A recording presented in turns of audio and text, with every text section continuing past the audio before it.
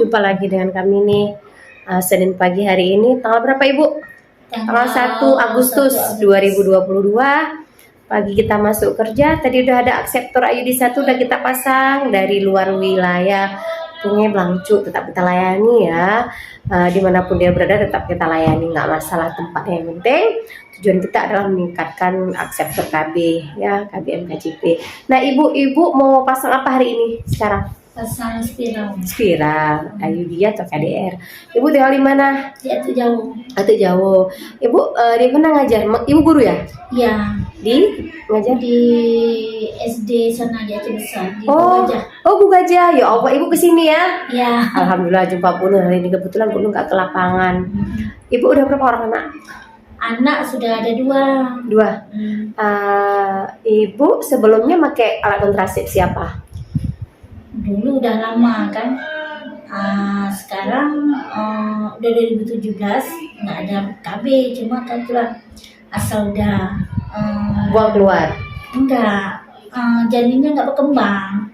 Udah 3 kali ini. Keguguran. Berarti kakak udah 4. Bukan. Maksudnya? Dia kan kalau 2 bulan itu kan bagus. Saya pergi ke dokter memang kan.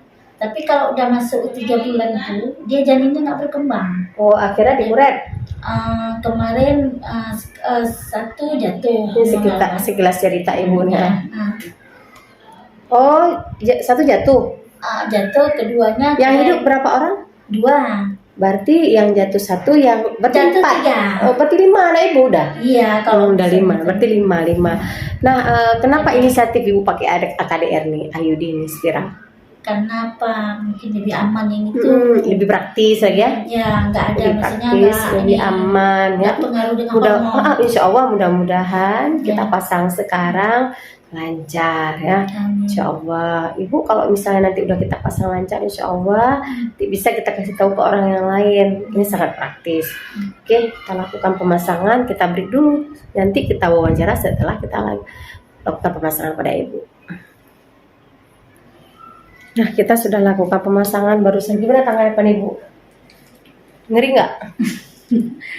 Kita dengar ngeri, tapi kalau kita jalanin biasa Tak apa-apa aja. ya. Nih ibu guru kita, Cikgu datang sendiri mau pakai alat kontrasepsi KDR.